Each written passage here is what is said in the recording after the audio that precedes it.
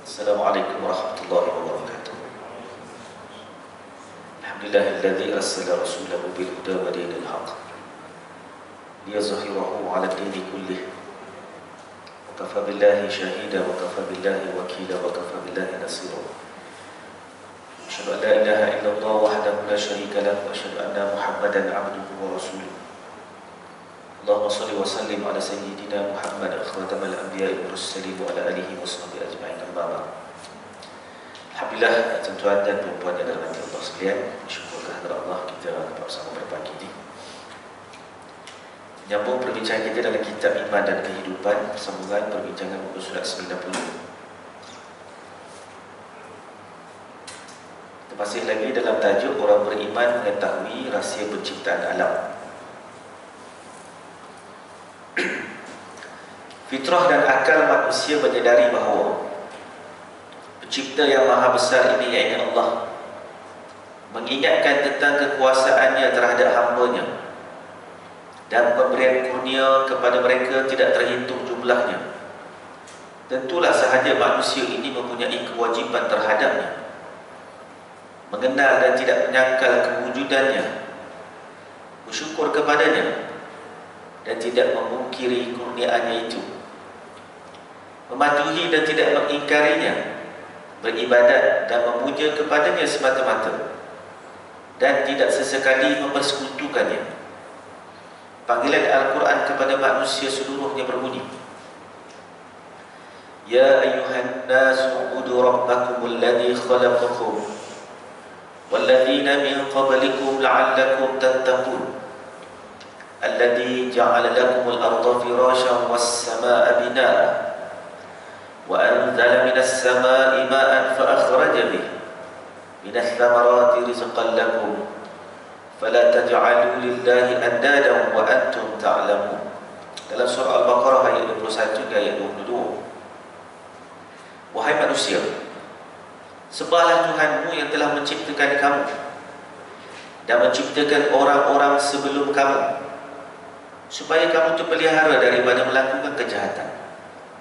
Tuhan yang menjadikan bagi kamu bumi untuk hamparan dan langit sebagai atap, dan menurunkan hujan dari langit iaitu awan, maka tumbuhlah kerananya buah-buahan untuk rezeki kamu. Sebab itu janganlah kamu adakan sekutu bagi Allah sedangkan kamu mengetahui. Baik, kita lihat perbahasan ini. Sekali lagi Dr. Yusuf Qaradawi mengingatkan tentang dua perkara, iaitu fitrah akal manusia.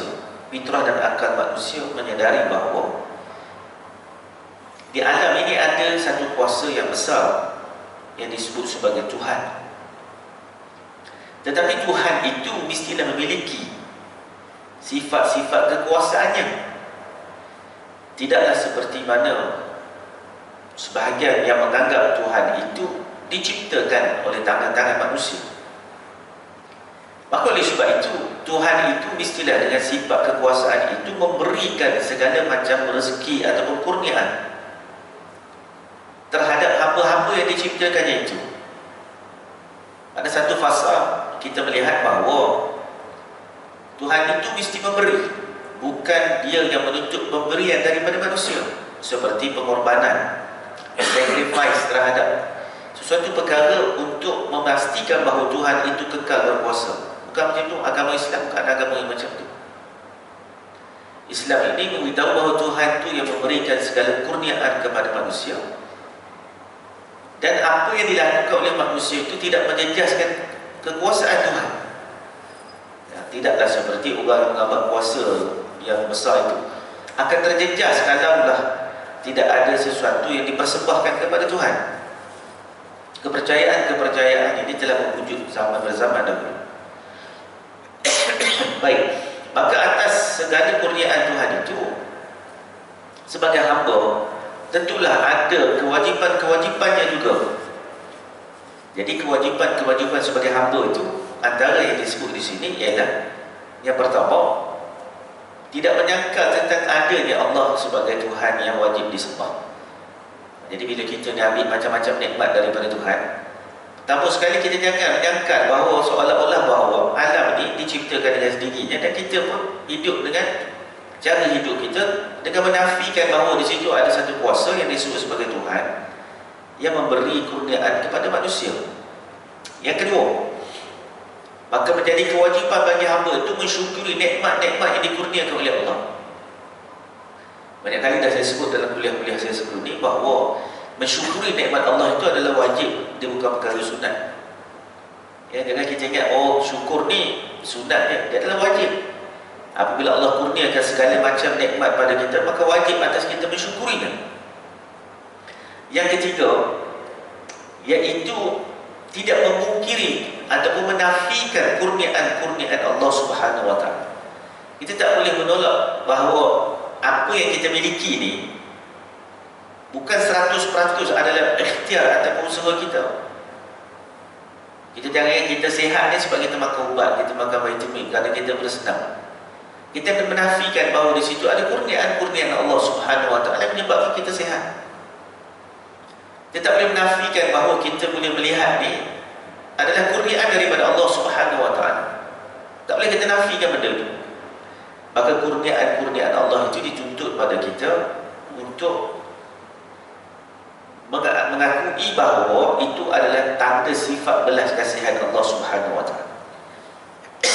Kemudian yang keempat, mematuhi dan melaksanakan segala titah perintahnya. Sebagai hamba, maka kita ada kewajipan diperintahkan oleh Allah. Tak banyak pun di sudut amalan-amalan ibadat kita, tak banyak pun Tuhan perintahkan. Sembahyang 5 waktu saja, tak sampai pun setengah jam. Puasa sebulan sahaja daripada 11 bulan. Haji hanyalah sekali seumur hidup. Zakat hanyalah 2.5% sahaja daripada jumlah harta yang kita miliki. Semuanya sikit-sikit je, tak ada banyak-banyak pun. Itu pun kadang-kadang kita rasa macam dah beban. Sedangkan tidak beban tu kalau kita duduk renung, kita fikir tak ada apa sangat pun. Kemudian dikatakan yang keenam, wajiblah manusia itu beribadat hanyalah memuja Allah Subhanahu Wa Taala, dan tidaklah pada masa yang sama Allah itu dipuja, Allah itu dilakukan peribadatan dan dipuja juga selain daripada Allah Subhanahu Wa Taala. Itu tak dibenarkan. Seperti kita tengok masyarakat jahiliah Mekah ketika zaman Nabi sallallahu alaihi wasallam menyeru mereka kepada Islam. Mereka kata, kami sembah Allah. Abu Jahal, Abu Lahab bersumpah dengan nama Allah, wallahi wa billahi wa tallahi. Tapi pada masa yang sama, Abu Jahal, Abu Lahab ini juga bersumpah, wallahi aku akan membunuh Muhammad. Jadi maknanya pada masa yang sama dia kata dia sembah Allah, pada masa yang berikutnya dia nak bunuh pesuruh Allah, iaitu Rasulullah sallallahu alaihi wasallam. Jadi ini bercanggah dengan apa yang diperintahkan oleh Allah Subhanahu Wa Taala. Kerana Al-Quran itu menyebut Muhammadun Rasulullah. Muhammad itu adalah pesuruh Allah. Jadi kita ni pun kena hati-hati. Jangan kita menyembah Allah pada masa yang sama kita juga mengikut sembahan-sembahan selain daripada Allah. Mungkin kita tak ikut secara direct, tapi mempercayai kepada dukun-dukun, tok-tok batin dan sebagainya. Apabila dia timpa penyakit dan sebagainya, manusia ni dia sihat, tak ada masalah sangat. Tapi bila dia sakit, dia pergi jumpa doktor, doktor kata tak ada apa-apa sakit, cek semua habis, dah medical check up semua buat, tapi dia masih rasa sakit lagi. Maka dia pun pergi jumpa tok batin dan sebagainya, dukun-dukun. Yang kita pun tak tahu apa benda yang dia baca, apa benda yang dia seru. Lalu dia pun katalah simpulan kena ni, kena itu. Maka kena bawa upacara-upacara penyembuhan, yang mana upacara-upacara itu bercanggah dengan agama. Upacara-upacara khurafat. Banyak tentu orang terlibat benda macam ni. Orang bagi supaya berjemaah pun terlibat benda ni. Satu hari saya berkuliah di satu masjid. Lepas kuliah datang seorang lelaki, budak muda, dia kata nak bawa mak dia pergi rawatan. Dia beritahu mak dia ni sakit lama dah.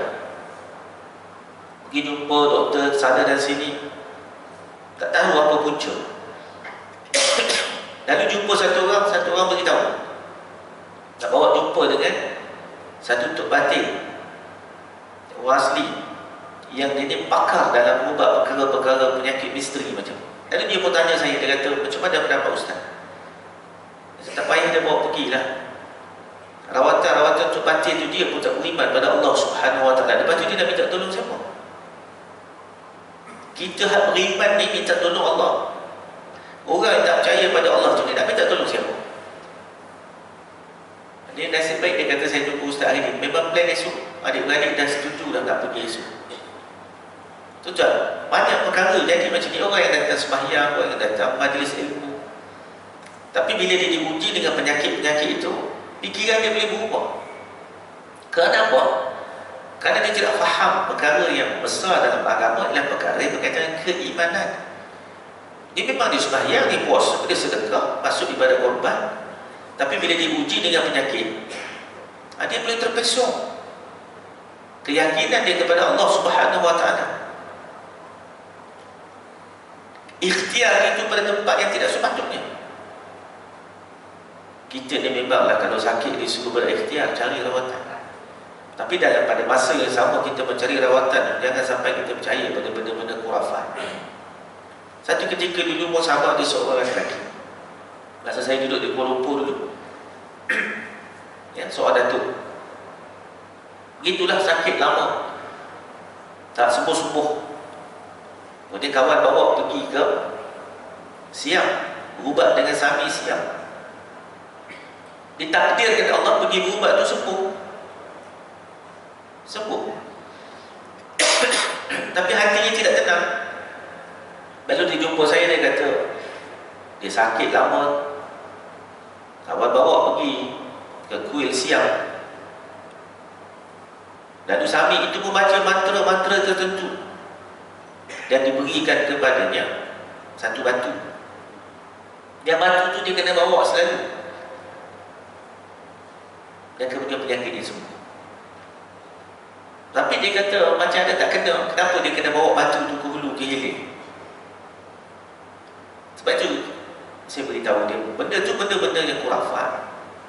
Dan kalaulah dia percaya bahawa batu itu yang jadi benteng dirinya daripada kena penyakit, maka dia telah melakukan satu benda yang boleh mensyirikkan dirinya. Bayar tuan-tuan, usia dah 70 tahun. Apakah terlibat dengan benda-benda yang macam ni? Takkan itu satu kerugian yang besar? Dan sebab itu perkara pengajian yang berkaitan dengan keimanan ni jangan kita ambil ingat, sebab kita tak tahu kita akan diuji macam mana. Maklumlah tuan-tuan, orang kalau sakit dia tak sembuh ni, dia terkira apa dah? Dia janji dah sembuh je. Ya? Tak kira dah apa yang ada, dia nak pegang dia. Sakit sangat ni, kalau kata jom ke hospital, cucuk sembuh, pergi je, walaupun dia tu memang tak akan pergi hospital sakit. Tapi keadaan nak sembuh ni, orang sanggup buat apa saja. Maka kita baca kisah Nabi Allah Ayub AS, Rasul yang diuji dengan sakit yang berpanjangan. Bukanlah kita kata, oh kita ni semua nanti takkan nak jadi macam Nabi Ayub. Bukan. Nak sebut di sini bagaimana Allah Ta'ala ajarkan keyakinan yang tinggi kepada Allah Subhanahu Wa Ta'ala itu. Dalam zaman macam kita ni, carilah rawatan-rawatan yang tidak bercanggah dengan agama. Itu kalau kita tak ada ilmu tu yang masalah besar kat kita. Ya, tambah-tambah ke zaman media sosial. Ya. Macam-macam kita tengok dekat internet tu, orang rawatan macam-macam, pelik-pelik, jarak jauh, jarak dekat, 100 meter, 200 meter, dah macam lumba lagi. 7 sana, 7 sini. Duduk di sini boleh rawat dan sampai hujung dunia sana. Kita mesti kena ada asas agama dalam bab-bab macam ni. Kita takut nanti terperangkap dengan sesuatu yang kita tak jelas, tak faham, iaitu menggunakan perantaraan. Ini bagi jin dan juga iblis. Mereka awal tak nampaklah, sebab mereka awal tu nampak sihat. Lama-lama bersarang dalam badan kita. Jangan mudah, ya, jangan mudah kita melihat perkara-perkara ini sebagai perkara yang ringan, kerana ia melibatkan tentang pegangan dan juga akidah kita kepada Allah Subhanahu Wa Taala. Maka oleh sebab itu, bagi orang yang beriman, wajib atasnya beribadat dan memuja-muja Allah Subhanahu Wa Taala semata-mata. Jangan sekali-kali mempersekutukannya. kerana ia adalah merupakan dosa yang paling besar yang dimurkai oleh Allah Subhanahu wa taala. Baik, kita lihat firman Allah dalam surah Al-Baqarah ayat 21 hingga 22. Allah Subhanahu wa taala memula ayat ini, ya ayuhan nas, wahai manusia. Tak kiralah dia beriman atau tak beriman. Maka ayat ini dia mula panggil semua. Maka sebab itu Quran ni kena dibaca walaupun oleh orang bukan Islam. Sebab ada seruan kepadanya. Ya ayuhan nas u'budu. Wahai orang beriman, sembahlah Tuhan kamu. Su'budu rabbakum alladhi khalaqakum. Tuhan kamu yang macam mana? Khalaqakum, yang menciptakan kamu. Jadi kita beritahu kawan-kawan kita bahawa Allah Subhanahu wa taala beritahu dalam Quran, orang beriman ke orang kufur ke, dua-dua diciptakan oleh Allah. Yang mana Allah Taala menyatakan dia yang menciptakan kamu semua. Kita semua ni manusia. Walladzina min qablikum la'allakum tattaqun. Bahkan dialah juga yang telah menciptakan orang-orang sebelum daripada kamu yang dah mati dulu tu.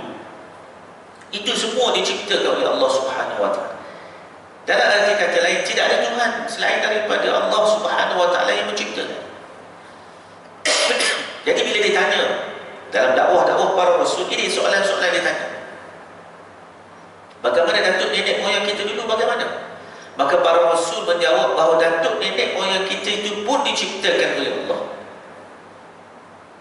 Kemudian Allah Ta'ala menyatakan, Alladhi ja'ala lakumul arda firasyan was-samaa'a binaa. Supaya kamu terpelihara daripada melakukan kejahatan, Tuhan yang menjadikan bagi kamu bumi untuk hamparan. Wa anzala minas samaa'i ma'an fa akhraja bihi minas samarati rizqan lakum. Dan langit sebagai atap, dan ia telah menurunkan air hujan daripada langit. Antara bukti kekuasaan Allah Subhanahu wa taala, Tuhan beritahu kepada kita bahawa dia yang cipta bumi ni, bukan dekat dia cipta manusia. Manusia ni kecil je berbanding dengan bumi ni. Allah Ta'ala beritahu bahawa bumi ni pun dia ciptakan berbanding dengan manusia tu yang kecil dia pada sisi Tuhan. Yang mana bumi itu diciptakan oleh Allah untuk kita hidup, kita berjalan. Disebut sebagai hamparan ni, maknanya kita boleh berjalan, kita tak akan terapung-apung. Kita berjalan dengan ada tarikan graviti. Kita tidak terhoyong-hayang di atas bumi. Kemudian Allah Ta'ala menyatakan dia jugalah telah menciptakan langit sebagai atap. Langit ini melindungi kita daripada kita terangkat. Langit ini melindungi kita daripada pancaran matahari yang kuat. Ada lapisan-lapisannya. Ada gas-gas yang dikeluarkan, ada atmosferanya. Kalau kita pergi mendalam tentang perbahasan langit, kita akan jumpa macam-macam lagi. Tapi Allah sebut pada kita umum. Kenapa dia sebut umum? Sebab itu kita nampak secara zahir. Nampak bumi, nampak langit. Tapi apa yang ada di langit itu ada banyak lagi. Bila kita kaji, maka kita akan jumpa penciptaan-penciptaan yang macam-macam. Sama juga kat bumi ni. Kita nampak surface sahaja. Tapi kalau kita kaji bumi ni, ada macam-macam lagi kat bumi. Tumbuh-tumbuhannya, haiwannya, bahkan ada yang hidup di dalam bumi. Ada emasnya, ada minyaknya. Itu kalau kita kaji. Tapi Tuhan tak sebut benda-benda tu, kenapa? Sebab Tuhan sebut kita benda-benda umum yang kita boleh nampak dan kita boleh lihat. Kemudian, wa anzala minas sama', diturunkan dari langit itu hujan. Seperti pernah saya sebut dalam kuliah-kuliah saya juga. Mana ada teknologi yang boleh membuktikan apa yang ada di langit pada ketika ayat ini diturunkan? Mana ada manusia yang pernah naik ke langit? Jadi siapa yang tahu apa ada dekat langit itu? Ada sungai ke, ada kolam ke, ada tasik ke? Siapa pun tak tahu. Tiba-tiba air hujan itu turun daripada langit. Daripada mana dia datang? Dulu mana ada teknologi kapal terbang, jet, tak ada.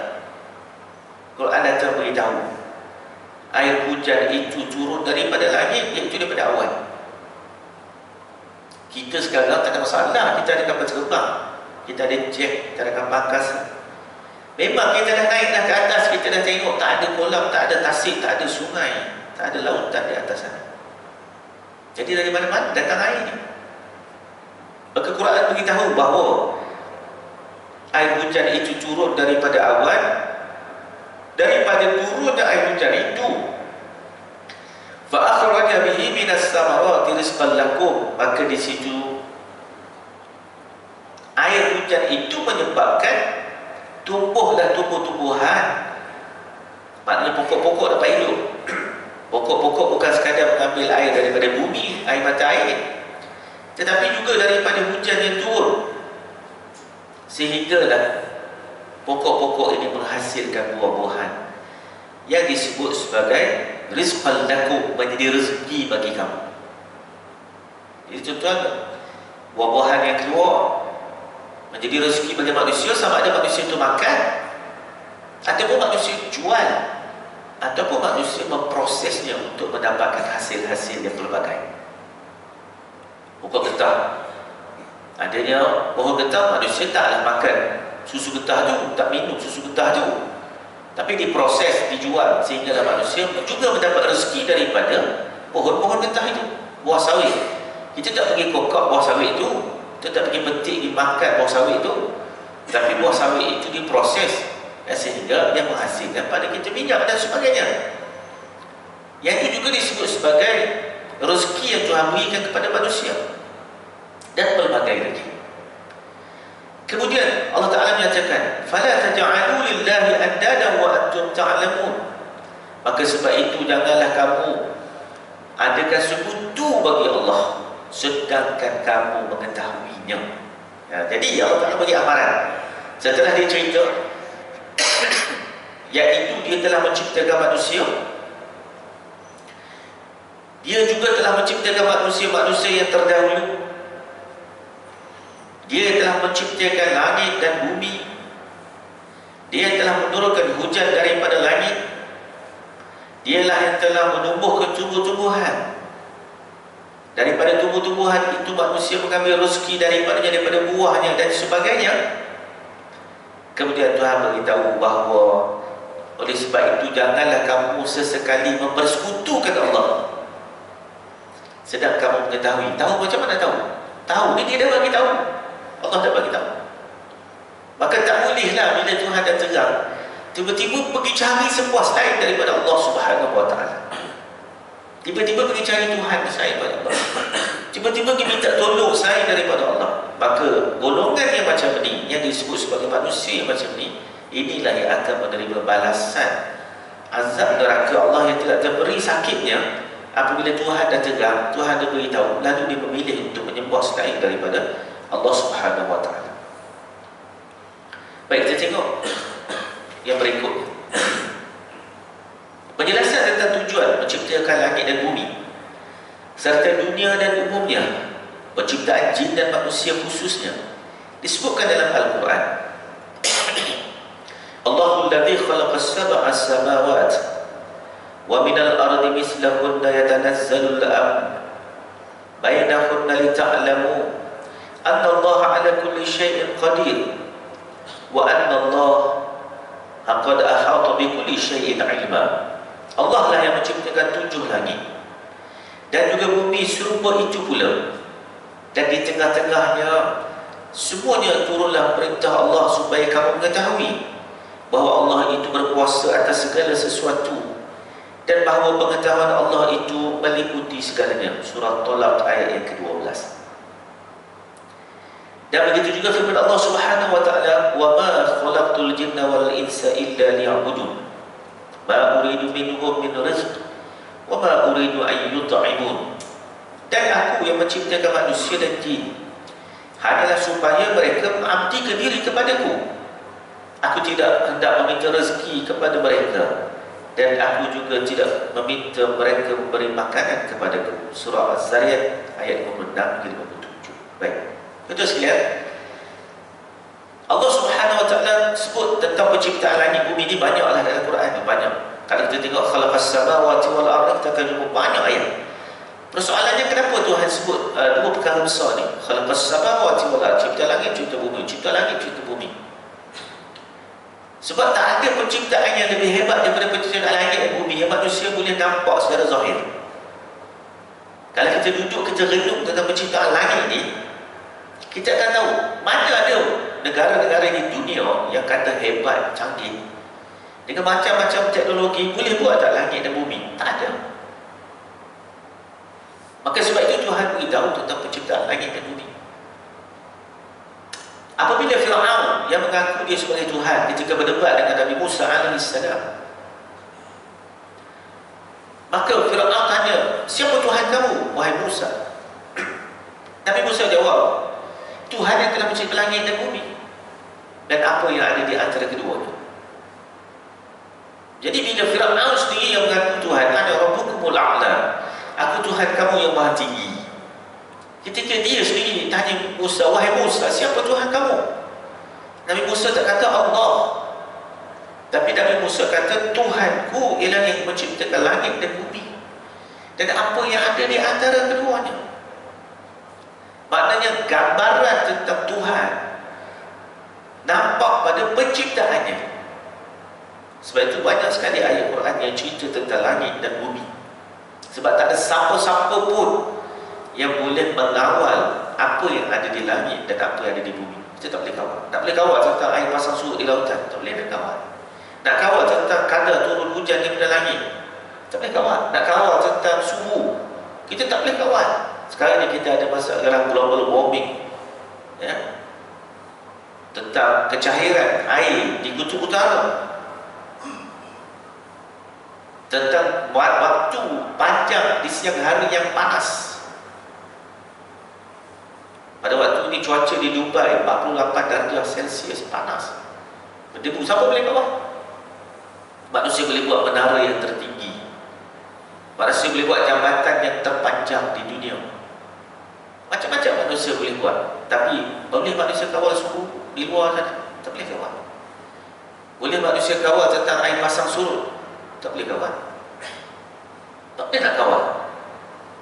Maknanya Allah Subhanahu Wa Taala beritahu tentang kehebatannya, kekuasaannya itu adalah tentang penciptaan langit dan bumi.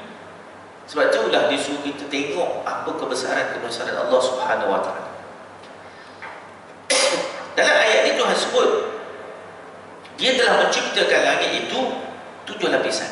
7 lapisan itu pun kita tak boleh nampak dengan mata zahir kita. Mana satu langit pertama, langit kedua. Tapi Allah telah beritahu langit itu 7 lapisan. Begitulah juga dengan bumi. Ada 7 lapisan. Kita pun tak tahu lapisan kedua tu kat mana, lapisan ketiga tu kat mana. Hakikatnya Allah Ta'ala memberitahu bahawa Dia telah menciptakan langit itu 7. Dan begitulah juga bumi itu ada 7 lapisan. Kemudian Allah Ta'ala mengatakan di tengah-tengah itu turunlah perintah Allah. Yang ini aturan-aturan Allah, syariatullah. Ada di situ perintah-perintah Allah. Bumi dia ada hukum, di hukum bumi dia. Langit dia ada hukum langit dia. Yang kita tak campur tangan dalam urusan itu. Kita tak campur tangan. Kita nak buat penetapan 1 Zulhijjah, kita terpaksa tengok apa yang ada di langit. Barulah kita boleh buat penetapan bahawa 1 Zulhijjah itu berlaku pada sekian-sekian hari bulan. Kita tak boleh pandai-pandai. Kita tengok apa ada kat langit, sehingga baru diputuskan bahawa oh begini keadaan. Sama ada melengok itu ataupun melihat itu dengan teropong ataupun dengan ilmu. Ilmu ni maknanya calculation. Dan kita jangan ingat bahawa bila disebut melihat tu, melihat dengan mata dengan teropong saja, ilmu falak. Di situ orang boleh tahu berapa hari bulan. Maka di situ turunnya perintah Allah, maka berlakulah syariatullah yang kita tak campur tangan dalam urusan itu. Kemudian Allah itu berkuasa atas segala sesuatu, dan pengetahuan Allah itulah maha luas. Ilmu Allah itu terlalu luas, ilmu kita terbatas. Kita pun tak tahu banyak perkara yang akan berlaku pada alam ini yang kita hanya mungkin boleh sekadar membuat ramalan, prediction saja. Hakikatnya kita tak tahu, ya, kita tak tahu. Baik, kemudian dalam surah Az-Zariyat ayat 56 dan 57 yang telah saya bacakan tadi, Allah Subhanahu Wa Taala menyebut, "Wa ma khalaqtul jinna wal insa illa liya'budun." Tidak aku ciptakan jin dan manusia. Jadi dalam bumi ini tuan-tuan, bukan kita saja hidup, ada jin. Jin itu termasuklah iblis. Kalau kita baca bab jin ni, termasuklah iblis, termasuklah kumpulan jin. Ya, dalam Quran ada satu surah nama surah jin. Ketika Nabi SAW balik daripada Taif, Nabi masuk ke kota Mekah, Nabi berdakwah kepada sekumpulan jin. Nabi membacakan ayat-ayat Al-Quran, dan Nabi larang sahabat untuk ikut dia. Duduk jauh-jauh, jangan campur. Sebab manusia tak perlu terlibat dalam dakwah kepada kumpulan jin. Nabi sampaikan. Kisah itu disebut dalam surah jin. Tuan-tuan boleh baca kisah itu. Allah Ta'ala nak beritahu bahawa kat dunia ni bukan kita saja hidup. Ada kumpulan jin yang hidup. Ada jin Islam, ada jin yang kufur. Dan kita tak terlibat dengan dunia dia, dan dia tak terlibat dengan dunia kita. Dia dengan urusan dia, kita dengan urusan kita. Tak bertembung dia dengan kita. Ya, kita ni hiduplah dengan cara kita, lengkap. Dan pada masa yang sama, masing-masing akan dipikulkan oleh Allah dengan tanggungjawab yang disebut tadi. Illa liya'budun, tidak aku ciptakan jin dan manusia kecuali untuk mengabdi diri pada aku. Maknanya kita ni tuan-tuan ada kaedah beribadatnya, jin pun ada kaedah beribadatnya, yang mereka juga akan dituntut oleh Allah atas segala nikmat yang Tuhan kurniakan. Masyarakat Melayu dulu sibuklah dengan isu yang berkaitan tentang wang bunian. Ya, cerita-cerita yang kita dengar daripada orang lama, cerita wang bunian, cerita wang bunian, cerita wang bunian. Betul tak betul kita pun tak tahu. Sebab ia termasuk dalam kumpulannya, kita pun tak nampak. Takkan nak cerita semua orang boleh cerita kan. Kita ni masa budak-budak kita dengar je lah. Bila kita baca Quran, maka Quran sebut bahawa kumpulan yang kita tak nampak tu adalah jin. Kumpulan jin. Ya? Dan kita tak akan ada urusan dengan dia, tak bermuamalah dengan dia. Tak ada syariat kita dengan dia. Kita nak kahwin dengan jin, tak ada berlaku gitu. Kita kata rosak syariat. Kamu ni kahwin dengan siapa? Saya kahwin dengan jin. Ini bukti saya mengandung. Rosak syariat. Tak rosak syariat. Dia kata suami dia jin, dia mengandung dia kerana dia kahwin dengan jin. Mana boleh? Takkan berlaku begitu. Yang berlaku adalah perzinahan. Jadi sebab tu kita tak ada hubungan dengan jin. Syariat kita sebagai manusia ikut apa yang telah diajarkan oleh Rasulullah SAW. Dan jangan kita duduk terpengaruh sangat duduk ikut kumpulan-kumpulan yang pelik-pelik yang mengaku dia boleh masuk di alam sebelah sana. Mana ada tuan-tuan? Tak ada. Ini dalam perubatan-perubatan ni banyaklah. Dia boleh masuk ke alam sebelah sana. Tak berlaku begitu. Kalau kita belajar agama, takkan berlaku begitu. Ya? Rasulullah SAW itu lain, dia Rasul. Dia ada tugas yang Tuhan berikan kepadanya. Kita manusia biasa, dia tak ada perlu begitu. Kemudian Allah Ta'ala menjelaskan, ma uridu minhum min rizq. Allah Ta'ala mengatakan bahawa dialah yang memberikan rezeki kepada kita. Dan Allah tidak meminta rezeki daripada kita. Tuhan tak minta kita ni memberi sesuatu kepadanya untuk memastikan dia kuat. Tak begitu. Dan kita ni jangan salah faham, kita buat ibadat korban ni bukan kerana nak menguatkan Allah. Bukan. Kita buat ibadat korban ni untuk kita. Bukan macam zaman orang-orang yang tak ada agama, mereka melakukan pengorbanan kononnya Tuhan itu akan menjadi lemah dan tidak mampu memberikan rezeki kepada manusia kalau manusia tidak melakukan sacrifice. Ada pengorbanan. Di zaman-zaman dulu kita baca, zaman-zaman kuno dulu, kepercayaan kuno, maka dilakukan penyembahan yang berbentuk penyembelihan binatang. Seperti mana berlaku lagi di Nepal umpamanya, masih berlaku lagi. Jadi sembelihnya lembu dan sebagainya, tapi tak boleh makan. Kenapa? Itu Tuhan. Dulu orang-orang beragama Buddha, mereka pun sama juga letak limau-limau yang betul di tokong-tokong kononnya itu Tuhan, tapi yang makannya budak-budak sekolah yang balik daripada sekolah, yang curi buah tu. Lama-lama dia pun letak limau plastik.